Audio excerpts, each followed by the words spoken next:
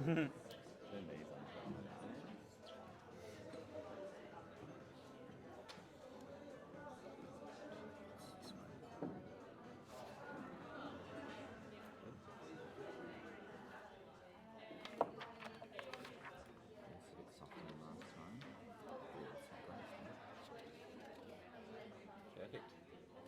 Feeling good? Yeah.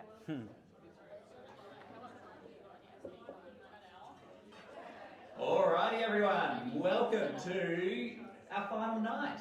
Unfortunately, like all good things, it does have to come to an end, but it's not over yet. So we do have Brad and Prue up here to present to us, and then we're going to have a little break, and then Lauren's back to also present. And then, excitingly, we do have our closing party, 7:30. Yes. And as a reminder, the closing party, lay down and make sure you eat beforehand. We do have lots of drinks for the first couple of hours, and then there's discounted drinks from about 9:30 onwards. So bring a few coins or notes if you want to keep partying on till, I think we're there till about midnight most times. So should be a bit of fun over there. If anyone's still unsure of where to go, please do let myself or Dylan know and we can point you in the right direction.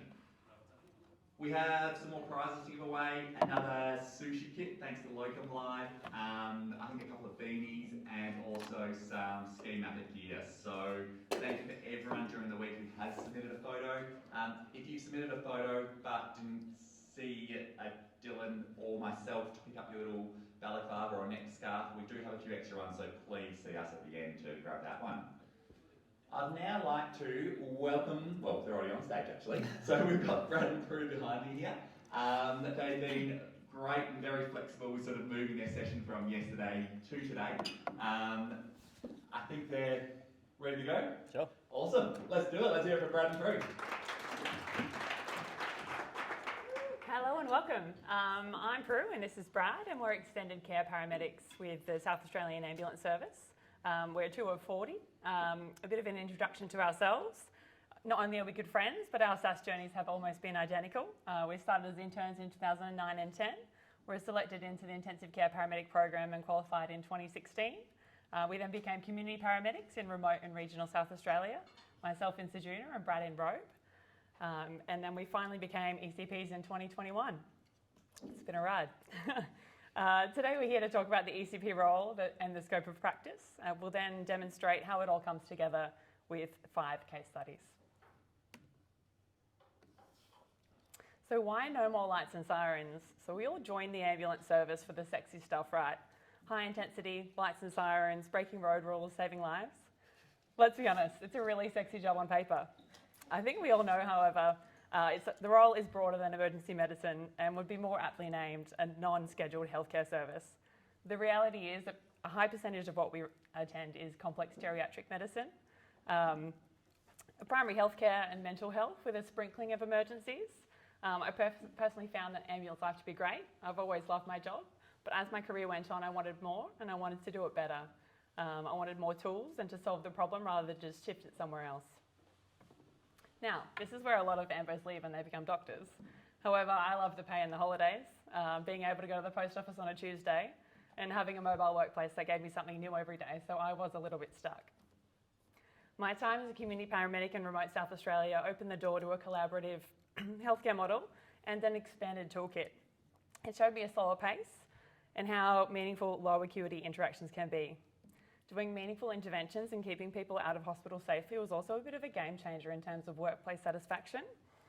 There are very few patients that actually want to go to the hospital, and there can be a cost of going to the ED.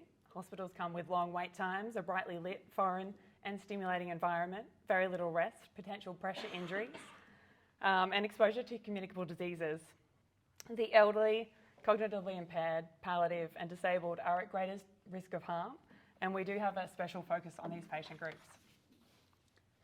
Over the years, I've seen the inefficiencies in the emergency health system, and ramping was getting worse than ever. I found that after working independently and thinking laterally in new and adaptive roles, I was going to really struggle to be stuck in an ambulance.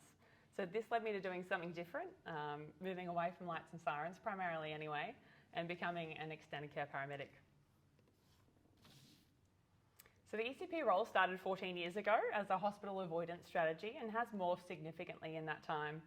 In SAS, all extended care paramedics are senior intensive care paramedics, or kind of MICA CCP equivalents, that have had extra training and are given extended scope.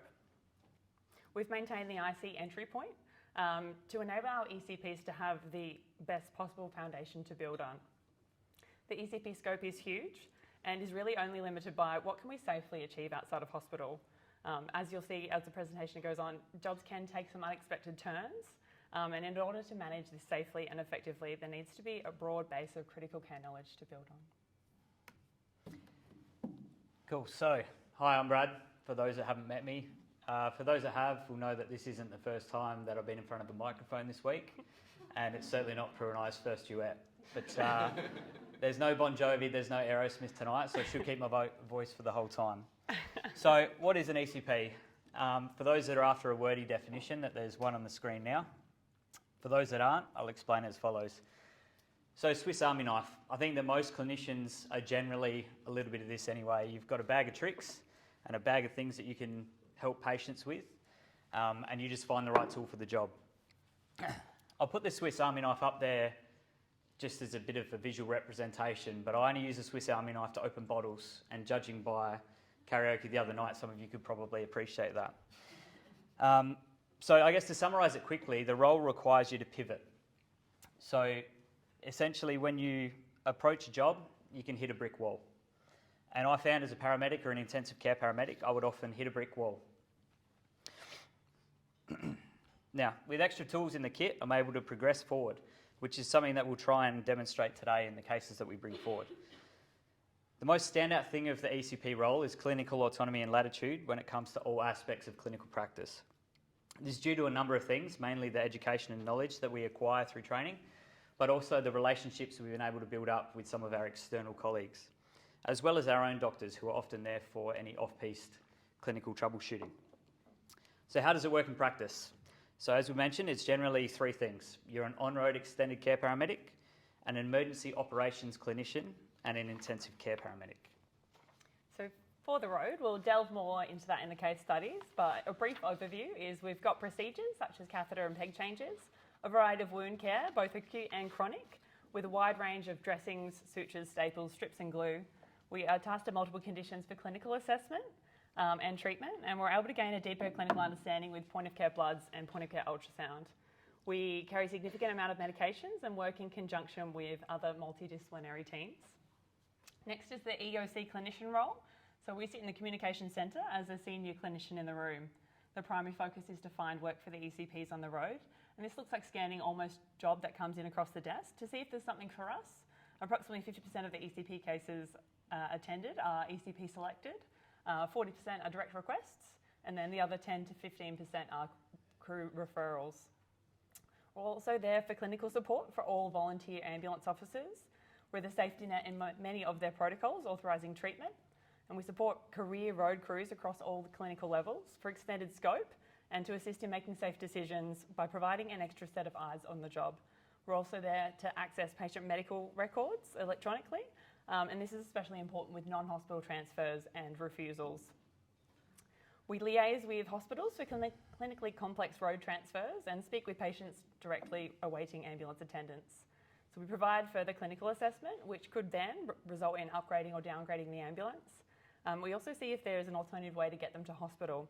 Most people don't think that they'll be waiting over 3 hours for an ambulance, but if they knew that from the start, they're generally pretty happy to go by other means. This is obviously not suitable for every patient, but definitely a few. And finally, we're a solo intensive care paramedics that are able to be dispatched for clinical backup or first response. So this is how we approach our jobs. So we're starting with what's the problem or what needs to happen. Do we have the clinical skills to do the job? Do we have the equipment and or medication, or can we get it? Can we do it safely? And do we need to collaborate? Cool. So up here now is a list of the more secondary or tertiary healthcare involvements that we have. Just draw your attention to the top right of the screen. So palliative care, as you'll see in one of our cases that we bring forward today, it's not only beneficial for the patients that are involved because they're able to die well or be managed well at home, but it steps away quite a bit from what we generally perceive an ambulance to provide. It's also worth noting that some of these skill sets can also be integrated into emergency paramedicine as well. Take, for example, the septic patient who you've attended for intensive care support. There's a space here for point of care bloods and potentially even taking formal bloods for pathology at hospital to really get an understanding of how their current underlying pathology impacts their presentation. And it may also help you guide treatment regimes on way to hospital as well. Awesome. So moving into the case studies, we've got some names. They're not their own names, but we find that it humanises the patients a little bit. It's important to kind of think, as you approach each job, what is the best plan for this patient right now? So we're moving into Felicity. She was a 64-year-old female who lived in a high-level care nursing home. She got early entry post a CVA that she had the previous year, leaving her with a right hemiparesis and bedbound. She's a bariatric patient at 160 kilos with multiple comorbidities, as you can see on the screen. Understandably, over the past few years, she has spent a significant amount of time in hospital and didn't want to go back unless it was absolutely necessary.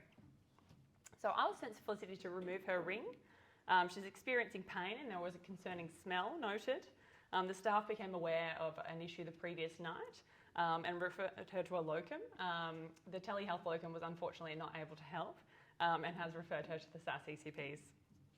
So what needs to happen? Well, this ring needs to come off. I've done training in ring removal and have a manual and electric ring cutter. And this can be safely done in the nursing home as it's the exact same procedure that's done in the ED. However, the next challenge was that Felicity had significant pain due to what I discovered was essentially a pressure injury with cellulitis. So she needed pain control prior to any procedure to happen. So ECPs carry multiple forms of pain relief in terms of medications. So we've got simple and controlled, short and long acting. Our options include paracetamol, ibuprofen, diclofenac, ketorolac, Panadine Forte, endone, fentanyl, ketamine, morphine, and we also use penthrane and midazolam for procedural sedation. However, in this instance, the most appropriate pain control was in the form of a digital nerve block. So this would take the pain away completely and enable thorough cleaning, investigation and subsequent treatment of that wound. So now the ring's off and it turns into a job of wound care. I was able to debride the dead tissue, dirt and debris with a Medi-Sponge scrub. Our block was working really well, so we're able to properly examine the finger and see the extent of the wound. Sorry, graphic disclaimer. No. There's a few of those. There's not many kids in tonight, so that's good. So there's cellulitis in the finger and the potential for osteomyelitis. So as you can see, the wound extended quite close to the bone. This moves past the scope of wound care that I can do by myself. So I needed antibiotic coverage and potential specialist involvement here. For a patient like Felicity, we have to think, why do we actually want to avoid an ED? In this case, a trip to the emergency department is actually a very high likelihood of causing harm. She's the picture of a vulnerable patient. So she's bedbound, has hemiparesis, is diabetic and a bariatric patient. This all indicates an extreme pressure injury risk, along with poor healing and difficult management. She's also systemically stable, which makes her a very low priority in the ED. And in Metropolitan SA, this translates to a ramped patient. It won't take long on a stretcher for Felicity to run into some significant trouble. This makes me work even harder to try and keep her out of hospital. This is also where collaboration comes into play. As you can see from the medication list on the screen, we carry a truckload of antibiotics, both oral and IV, but we don't have prescribing rights, so we need to speak to a doctor for any stat doses and get medications for any medications that are needed ongoing, so medication orders, sorry. So we've got three options for doctors. The first preference is the patient's own GP. They know the patients well and will be involved in their ongoing care. The second is the SA Virtual Care Service. This is our virtual ED that the ambulance service uses, but also all SA aged care facilities. And they're open 7 a.m. to 10 p.m, 7 days a week. So a really great option for us. The third option, if everything else fails, is our SAS doctors. That's really easy for stat doses, but comes with some complications moving forward for anything ongoing. So at this point, I collaborated with the SA Virtual Care Service. They are consultant doctors with the ability to liaise with in-hospital specialists. The photos were there sent to the plastics registrar at the local tertiary hospital, and a plan was made. So we gave 2 grams of IV flucloxacillin, and we had a script faxed through for ongoing oral antibiotics. A mobile x-ray was organised for later that day to rule out osteomyelitis. And due to the nature of the wound, a wound care plan was made with the plastics registrar. The plan was written down for the nursing staff, and they were happy to provide ongoing daily care. The GP was informed and would keep a close eye on her progress. If the wound was to deteriorate at all, the GP was then able to refer her directly into the outpatient wound clinic at the QE hospital, bypassing the ED altogether. So she'd go for an appointment rather than just waiting for hours on the stretcher. And this meant that a vulnerable, systemically stable patient got the treatment that she needed in her home with specialist input and was safely kept out of hospital. From walking into a simple ring removal, we ended up doing quite a bit more. Cool. So on to Tony. So I got called to Tony about 9 p.m. And this is actually a patient that I went to about 2 months earlier for a similar incident. So Tony falls a lot. And he usually walks around the nursing home with one of those stack hats that you'll see footy players wearing with the pad. On that occasion when I attended him, he had an occipital head wound that was unopposable. And for context, Tony doesn't have capacity to make any medical decisions for himself. So on that occasion, I discussed the case with his daughter, who then wanted him transferred to hospital in that instance. But back to the case at hand. So on this occasion, 2 ECPs ended up being dispatched to this job, and you'll see why shortly. And I was the second resource to this case, with my colleague having done quite a bit of the legwork prior to my arrival, so I wanted to acknowledge her in this presentation as well. So Tony has a fall. He's got quite a significant list of medical history, and probably the most, interesting or difficult for us to manage. So he speaks Italian, speaks minimal English.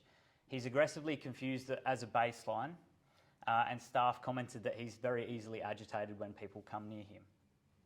So on this occasion, he'd fallen out of bed and he had sustained a large laceration across his head, as well as a broken nose. So that's Tony. So looking at the photo, there's obviously that large laceration across his head, accompanied by some smaller ones on the bridge of his nose. But let's have a chat about what needs to happen here. And I thought I could actually throw this to the audience. But what do we need to do? You get called to an ambulance goes to him. What do we need to do? What needs to happen? Head injury assessment. Beautiful. Head injury assessment. So let's have a chat about that. So obviously this is just his head. But to start with, he needs a full primary and a full secondary survey, making sure these wrists, hips, all that sort of stuff are okay.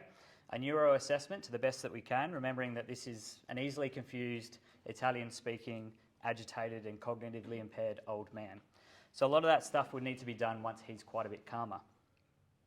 So on the head injury, if we take a step back here and consider Tony, his injuries could be consistent with a traumatic head injury.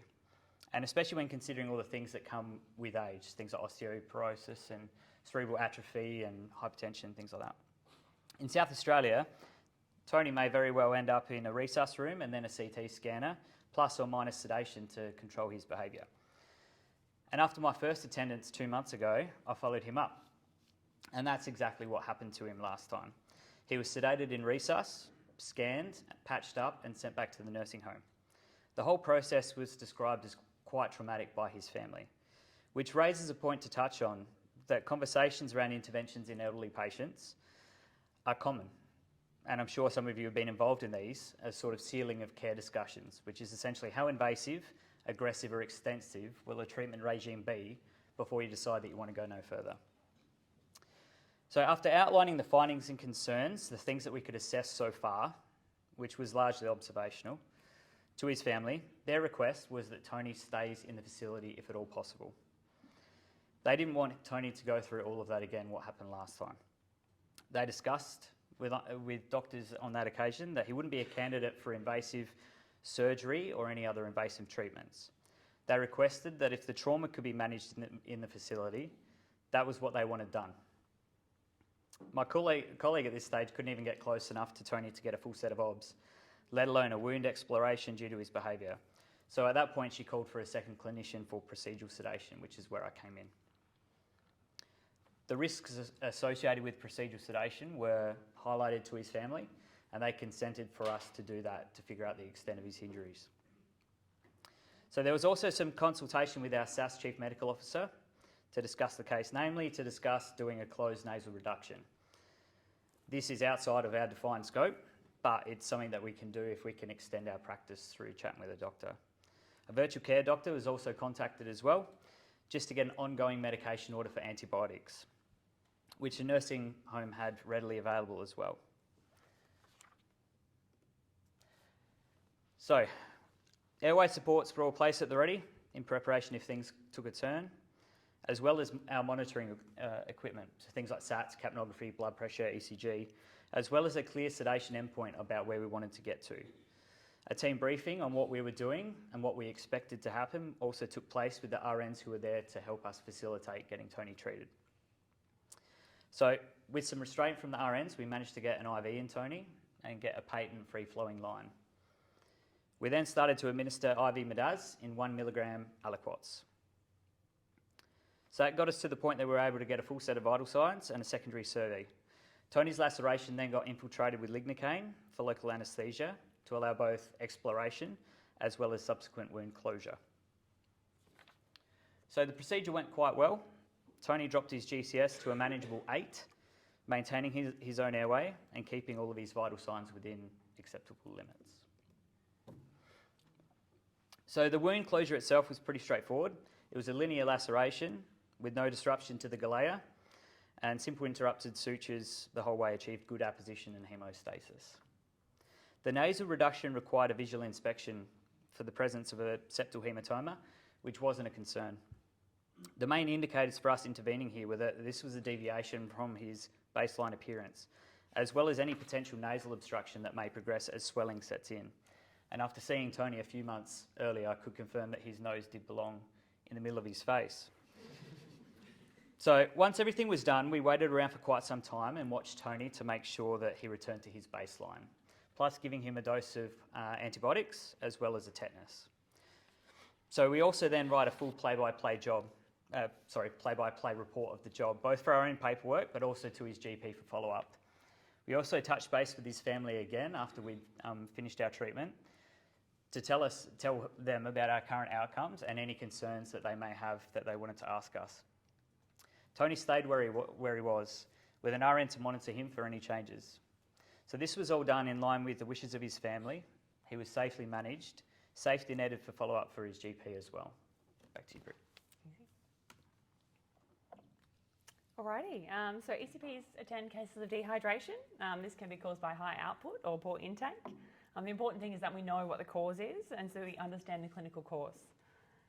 From there, we need a safety net to make sure that the patient is supported as they recover, understand the triggers for re-escalation, and are reviewed by their primary healthcare professional in an appropriate time frame. This is a job that, from the flip side, is one that I worked up while in comms. When reviewing jobs from the pending screen, we're looking for things that are appropriate for us to attend. Dehydration cases don't generally come out as I am dehydrated though, so we have to do quite a bit of digging. So for this one, a 000 call came in from a nursing home for a 77-year-old female patient who was on day 2 of COVID, and she'd started antivirals the previous day. The policy states that COVID patients have regular obs taken, and it was noted that Jo had a low BP, but otherwise was presenting as her normal self. So the job comes out as the priority 4, healthcare, no priority symptoms, but the blood pressure is quite low. That is concerning. All priority 4 cases in SAS, the ECPs look at them because a 4 waits forever, and they generally won't get an ambulance within 12 hours or so. So we have to either upgrade or downgrade that job to be able to get them an ambulance.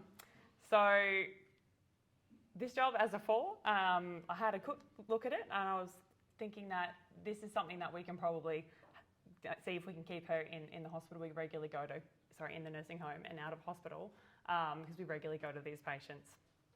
So I gave the nurse a call to see if I can get some more information about what's going on with Jo. Upon speaking to the RN, Jo was reporting no concerning symptoms. She had had decreased oral intake since starting with COVID, but was eating small amounts. She had an indwelling catheter, which was draining well, but just dark concentrated urine with 500 mils in and only 150 ml out in the last 24 hours. So on some digging of her medical records, she was actually a new resident to the nursing home, post to CBA just 2 months prior. Since then, she had been involved with some outpatients teams supporting episodes of dehydration due to poor oral intake. And at that time, subcut fluids were indicated, and the RN and patient in this instance were happy for us to go and see if we can keep her out of hospital, considering she was feeling just fine, just a bit flat. So what do we have to do to keep these sorts of patients safe? Dehydration patients are clinically assessed just as you would any other job. We're looking at history and clinical assessment, focusing in on oral mucosa, skin turgor, and oral mucosa and skin turgor. As ECPs, though, we've got the addition of point of care bloods. So we're looking for decompensation and acute kidney injuries. So we need to be checking our lactate levels, renal function, and electrolytes. So all reasonable for this patient. She was in a compensated metabolic acidosis with her renal function preserved. Her estimated GFR was 85. So a plan was made to give her a litre of fluid over the next hour, which gained a bump in her blood pressure of 10 millimetres of mercury. From there, she was assisted by drinking from the care staff hourly. If they weren't winning, as would be seen with an improvement in her observations and an increase in her urine output, a locum would be called and subcut fluids would be commenced over the next 24 hours to assist with her rehydration.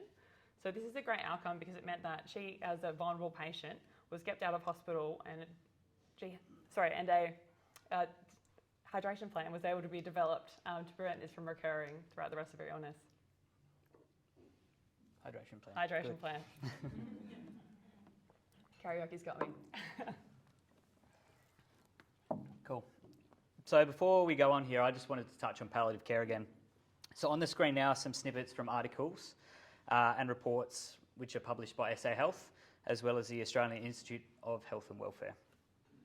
Palliative care is not only a staple in the ECP bag of tricks, but as you can see by some of the statistics that are up there, a key contributor to helping patients die well at home. So in 2019, on that top article there, we saw a palliative care patient basically once a day, and that number's actually increased quite a bit since COVID. The palliative care ambulance article, which is the bottom one with that quotation there, I just wanted to highlight that. So when an unexpected problem or a sudden change arises, especially out of hours. So that highlights that whilst pal care may be seen as a journey towards the end of life, unexpected things can still happen. And this is a space where ECPs have been able to come in to assist as a work group. So pal care for ECPs presents in three main ways. There's symptom management and engaged with a palliative care team, end of life and engaged with the palliative care team, or end of life and not engaged. So the last one can be complicated, but imagine a patient who's acutely unwell with a diagnosed illness, which has maybe progressed more rapidly than what they were able to engage with services to assist them in managing at home and for dying. So these sorts of jobs involve extensive goals of care discussions, collegial consultation, for ongoing medication orders and follow-up. A PAL care team can usually attend during office hours the following day, if their end-of-life presentation actually continues until then. The administration of end-of-life medication and the education for their families occurs in the management going forward before PAL care come the next day. So palliative care in South Australia has now developed to extend beyond the ECP program, with all emergency ambulances equipped with a palliative care kit. So for paramedics, all these cases must go through the EOC clinician in order to actually manage the job there. And that's the role that Prue mentioned earlier. So paramedics are able to administer an initial dose, and either an ECP or a PAL care team are able to attend as soon as possible afterwards. The main difference there is that there's only really a single dose regime for paramedics. In contrast, ECPs carry a greater volume of medications to handle these cases, as well as a broader understanding about how to actually manage it at home.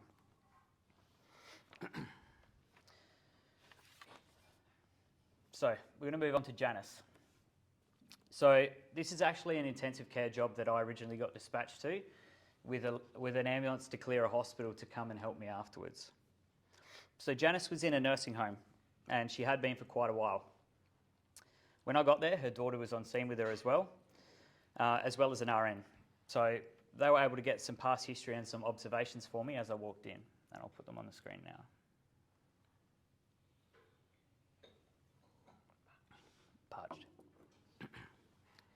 So, she's got quite an extensive history. She's got a pacemaker, cardiac failure, COPD, renal failure. The RN said that she was bradycardic.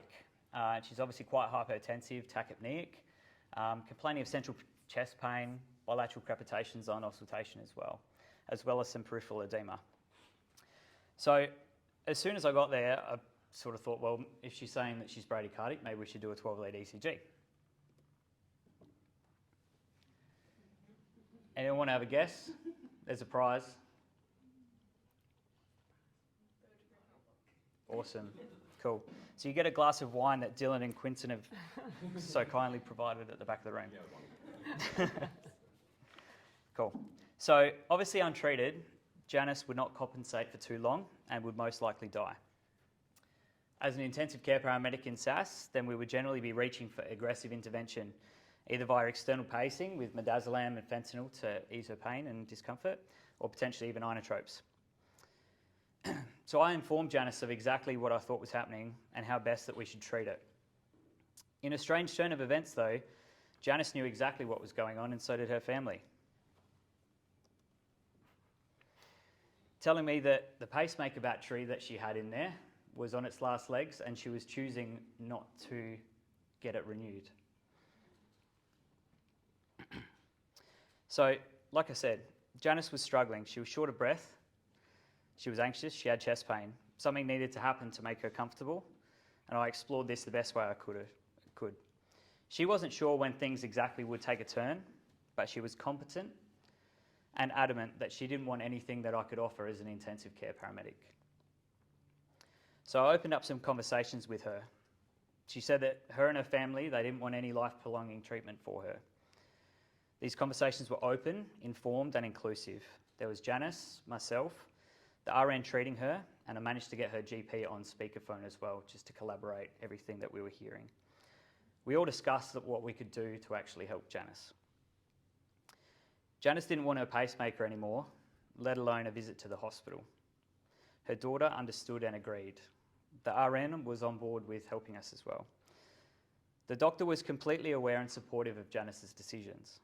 He, however, was busy consulting at clinic and said that he couldn't leave for a few hours. More so, he said he's been treating for Janice for 20 years and wanted to be involved with making her pain-free and comfortable with the hope of attending once he finished at the clinic. Further to this, the RN then produced a whole bunch of notes for me, which included an advanced care directive, which reiterated exactly what Janice wanted. She didn't want to be in ICU and she didn't want any life-prolonging measures. So it was at this point that I realised that this job had really taken a turn and I needed to take a turn with it.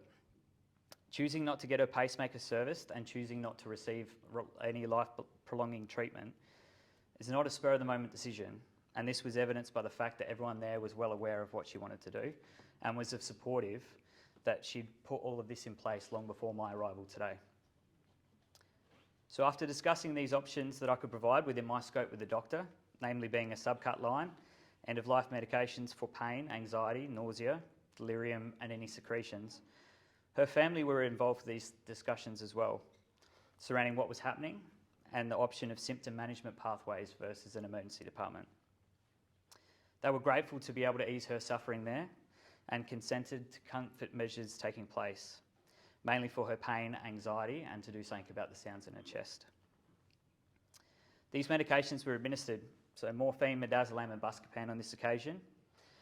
Her doctor then faxed through ongoing medication orders to try and manage her end-of-life situation if it progressed further. He was previously unaware about what SAS could offer in these circumstances, but after speaking with him, he was grateful to manage Janice collaboratively, and he'd come by later to see her if he could. The RN would continue managing Janice from here, but getting to this point really took collaboration with everyone that was there so that we had all the information so that we could then tell Janice exactly what was going to be happening and that she was consenting. So while I was there, the rest of her family arrived and they were able to say goodbye.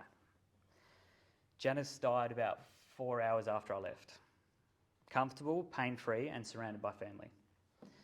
This job highlights what we discussed earlier about being able to pivot. To put it another way, being able to work in this way at a patient's bedside and not a hospital one helps people die with comfort and with dignity, with control and with choice, without beeping machines, bright lights, limited visitors, distress from other patients down the hallway.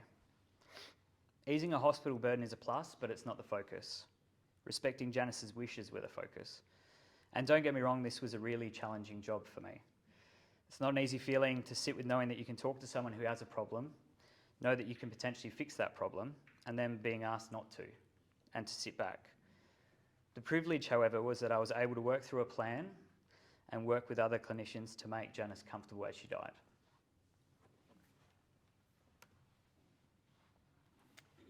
Alrighty. So ECPs provide emergency continence management. It's about 30% of our workload. So this includes emergency catheters, both changes of indwelling and suprapubic catheters in males and females. This results in fewer transfers through to hospital in the event of urinary retention. We also troubleshoot complications such as leaking connections, broken pieces and pain. We're called to work up patients with decreased urine output. We've got point of care ultrasound and for bladder scans and utilise point of care bloods to help identify dehydration, urinary retention or kidney failure. This can be particularly useful in patients who are unable to report pain or discomfort due to medical or cognitive impairment. So these tools are incredibly useful to get a clear picture of what's going on and to make an informed plan. We provide continence support for palliative patients for symptom relief, improve comfort and dignity. And finally, we provide urinary infection management. We've got the ability to do urine dipstick analysis and take samples to send off to pathology for MCNS and carry antibiotics, as we discussed earlier. So on to Stan. Here's a 92-year-old man with moderate dementia in a nursing home, and he had recurrent UTIs, which led to recurrent retention episodes due to blocking of his IDC. He was actually really well known to the ECP group as we attend him for emergency changes every 2 to 3 weeks. So the nursing home's called today for a change. They said that it's no longer draining and that their flush was unsuccessful. Upon arrival, there was an extremely foul smell and pyuria, or like pus in the urine, in the catheter bag. I brought my concern to the RNs who all said, oh, this is just all normal for Stan. However, there was a student nurse, so I requested her to get a full set of obs for me to try and figure out what's actually going on with Stan. So his obs have come back. The blood pressure is extremely low, but all the other observations were in normal limits. However, he was beta blocked. On investigation of the nursing notes, Stan had a decreased oral intake over the past week. He'd had some recent bloods ordered, which showed a high CRP, and he had a current neurology referral in place and was due to be seen by the urologist the following month. His GP was managing his recurrent UTIs with alternate day norfloxacin, and he was not known to have hypotensive episodes. His observations were completely unexpected to the staff, who kind of were assuring me that he's fine, his normal self, no problems here. So looking at this patient, we're kind of thinking like the blood pressure is very low, but why is that the case? Is it kind of vagal because he's had some abdominal pain? Is it because he's been dehydrated over the course of the last week? I think there was like a maximum of 600 mils one day and the rest were less than that for the previous kind of 7 days. So we have to kind of do a bit of digging. He's 92, lives in a nursing home with moderate dementia, and he is currently not displaying any kind of symptoms of concern or kind of feeling any issues after the catheter's been changed. So we've got to take a minute to think, what are we going to do? So when training in palliative care, we're also taught that palliative care is not a concern for just death and dying, but also when caring for frail older people and people with chronic and non-malignant conditions, where death would not be a surprise in the next 12 months. So it's quite clear that there's something going on with Stan and he's not well, but he also didn't want to go to hospital. Just the thought of him, just the discussion around him going to hospital caused Stan to start crying. He was pleasantly confused, didn't say too much, but became quite distressed when we mentioned hospital. So we've got to develop a care plan for Stan, and it's important to take a moment and look at our options. So we can look at a conservative option, which is encourage oral intake, trial some oral antibiotics, and he can remain in the facility, plus or minus palliative care to be managed by his GP. This is also called comfort care and extremely common in nursing homes. The second is a bit more of a hybrid approach. We can do some stat dose IV antibiotics, taper to oral. We can do IV rehydration to get him back to a baseline and have oral hydration to follow. We can send off some bloods and review him kind of closely from there from an outpatient setting. So this is the GP after we leave. And it's basically a step down from ward-based measures. In South Australia, we've also got My Home Hospital, which is a kind of like an outpatient's version of a virtual hospital department. So that's an option there for him. And the third one is aggressive management. So that would be initial IV fluids plus or minus inotropes, transfer to the emergency department, aggressive hospital management, ongoing fluid resuscitation as required, IV antibiotics, ongoing blood gases and targeted treatment. So due to this patient's advanced age, dementia diagnosis and complex medical history, it's appropriate to engage his GP and substitute decision makers in the decision-making processes. And we need to discuss these options to tailor the best approach for him. So I called his GP to discuss the case. He elected to try and keep Stan at home and went with a hybrid approach. He requested a stat dose of ceftriaxone 1 gram, IV fluids, and pathology, including a urine sample and bloods. As the ECPs, as we've said, we've got the ability to do point of care bloods. So we started some treatment and then the bloods came back and we realised it got a whole lot worse for Stan. So as you can see from the results, it's not looking great for Stan. So this is where the job's then taking a turn. Knowing what we know from the physiology, the hybrid approach is now off the table. It's not going to be effective and we need to pivot towards this is either a palliative job or we need to go to hospital for aggressive management. So we had a discussion with his daughter at this point, and as this was completely unexpected and he was having specialist involvement, they've elected to take him through to the hospital. So this is where I've pivoted and elected to kind of treat him as an intensive care paramedic now. Unfortunately, despite aggressive treatment, he died 3 days later from sepsis due to a very rare urological complication called emphysematous cystitis, which is basically a gas formation in the bladder wall from bacteria. So it can present as asymptomatic due to severe, and then kind of go down to severe sepsis. So he's probably had something similar for quite a while, which is why no one was concerned about the really pussy, bubbly urine. But obviously it has kind of progressed as he's gone into acute renal failure over the course of the week. So this case shows that while we don't always avoid hospital, ECPs navigate unforeseen complications and can provide a clearer picture of the patient's clinical course and trajectory. Post-fluids and treatment, Stan's OBS have actually normalised. However, I was able to advocate for Stan at the hospital and make sure that they understood that he was critically unwell and in acute renal failure. So his renal functions, like he's got a GFR of 13, so he's very unwell. Alrighty, if there's any kids, just look away now. So this is just a wound reel of some presentations that we have kind of the ability to look at and keep out of hospital with the patient's consent. So we'll see if we can play.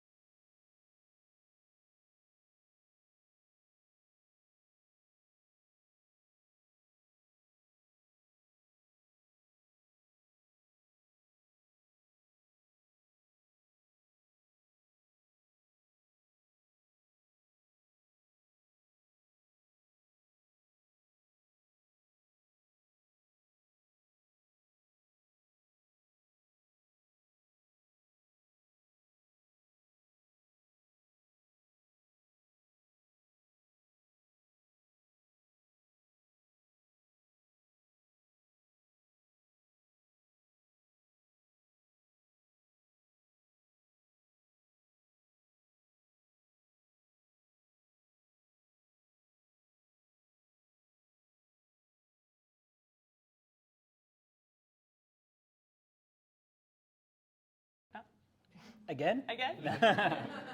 Any questions? Anyone feeling brave? I have a question. That's the question. So, Anyone else? No. so with QAS, they have like a really big emphasis on, particularly in the elderly, they have a fall, they have a head strike, they must be CT'd and assessed at a hospital. Yep. And it just looked like you had quite a few elderly patients there that you were able to care for and not send them off to hospital. So your guideline's like a little bit different because we're like, oh, thinners, everyone freak out, everyone scream. Yeah. So mostly the thinners thing. I think for Tony in particular, a lot of that came down about who's consenting to what is going to happen to him and what that journey actually looks like. Is there, I guess one way to think about it, is there more risk in taking him to hospital, sedating him in a resus room and putting him through a CT scanner versus leaving him there with an RN to monitor his observations to see if anything changes or progresses if he returns to his normal baseline and has been so prior to our arrival. So yeah, similar sort of guidelines, and a lot of it is really based on consent.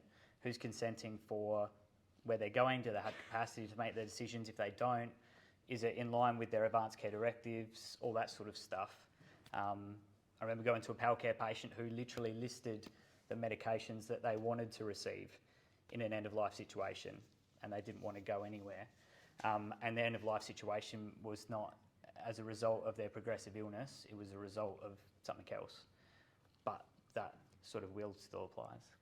And I think the big thing is on kind of like prior discussions have been had of like what's actually going to happen at the hospital.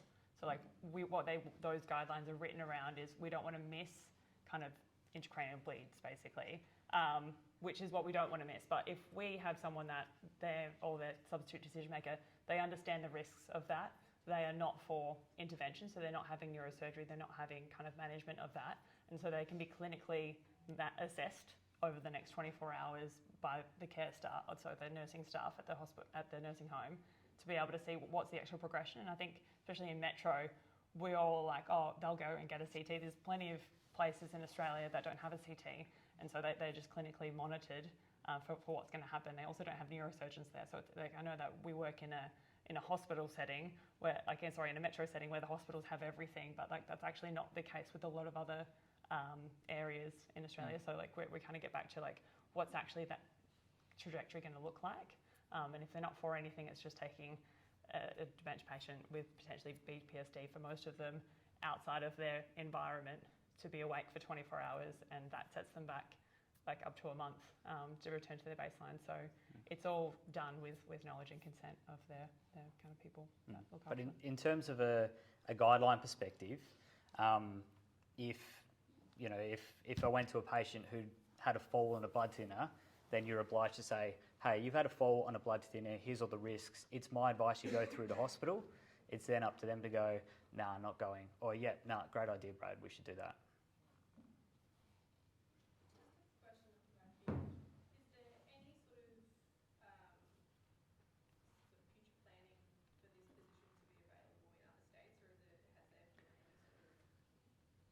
From what I can only talk about discussions that I've had since being here, and it sounds like there's a lot of variation potentially. So, and I guess the difference with the SAS model is that you have to be an intensive care paramedic first.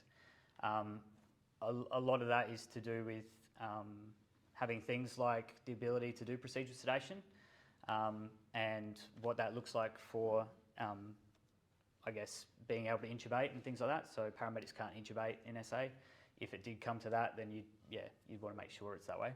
But it sounds like other states have got variations, but not the exact same model. So it sounds like, I don't know, if anyone else has got similar things in their state and they want to pitch in, then feel free.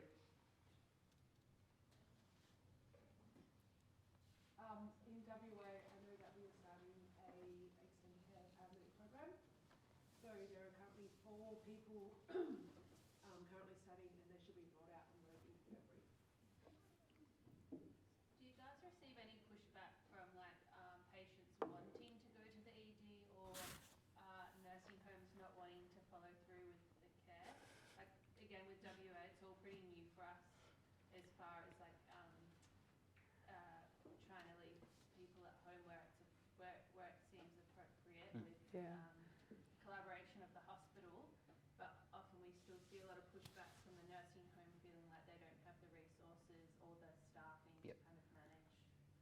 I think in South Australia, it is basically at the point where no one wants to go to hospital.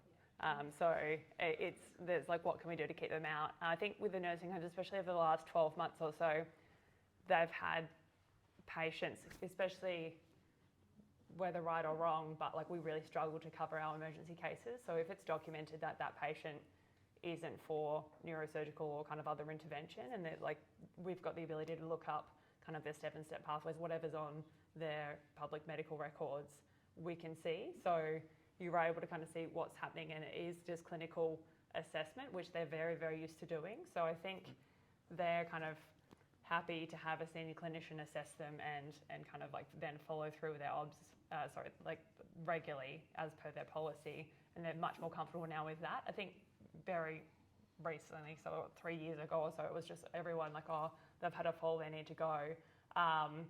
But because they have to wait so long for an actual transfer crew to get there now, they'd much, much rather have us come, sort the problem out, kind of like they're all back to bed, we've got a plan moving forward, and the wound care's done. Because also like leaving wounds open for a significant amount of hours is also a risk for them with infection and stuff as well. So like we're able to get to most of our wounds within 2 hours. So that's huge in terms of like cleaning and closure compared to an emergency department, because a non-priority job is sometimes hours to get to them, and then hours waiting in the hospital or on the ramp to actually be assessed and treated. So while the head injury isn't going to be managed, but it's not going to be managed anyway, the wound side of it is significantly better with us, I think. Yeah, and I think the other thing on your point is that Prue and I, when we were talking about sort of doing a presentation, we both genuinely agree that the success of attending a case as an ECP or an extended care paramedic isn't whether or not they stay or go. So take a vertigo patient. So we go to lots of vertigo patients, and differentiating between, I guess, an infarct or BPPV or Meniere's or whatever it may be is obviously difficult in the field. So a lot of the time that means they've got to have sort of previous workup and official diagnosis, a CT at some stage. If none of those things have happened when we get there, then we have to advocate that they go to hospital because they haven't had that done. That doesn't necessarily mean that we can't treat them with what we have on board in terms of antiemetics, Stemetil and things like that. But just because we go there and they ended up going, that doesn't mean that it's necessarily a failure of a job either. So it just involves a lot of open communication about what we're seeing and what we're thinking. And if there's things that we think should be managed or that we can't manage, then we need to obviously disclose that as well. So I think it swings both ways. Like there's patients in our presentation that, like, I thought that Janice with a 3rd degree heart block and no blood pressure needed an ED, and I was going to treat her quite aggressively. And she had a whole bunch in place saying, no, don't do that, thanks. And likewise with Prue's last one, there was the sort of thought to keep him there with a bit of a hybrid approach. He ended up going through the hospital as well. So it's not necessarily based on wins and losses about whether or not you keep someone at home. It's just based about making smart and collegiate decisions with other people. Brilliant. Let's hear from Brad and Prue. Thank you very much, guys. And let's take a 5-2-minute break, and then we'll crack on with our final session. You lighter? You got through at the end. No, it's good. Which is it. No, like we get that all the time. That's Yeah, fine. no, that's awesome. But, Oh God. yeah, no, thank you I both. need a wine. Yeah, really appreciate it. I'll cheers, pop man. Oh, Oh yeah. that off, yeah. Just quickly, I was wondering the hours you guys operate. So 6 a.m. until 2 a.m. Okay. So this is 4 hours in the middle that we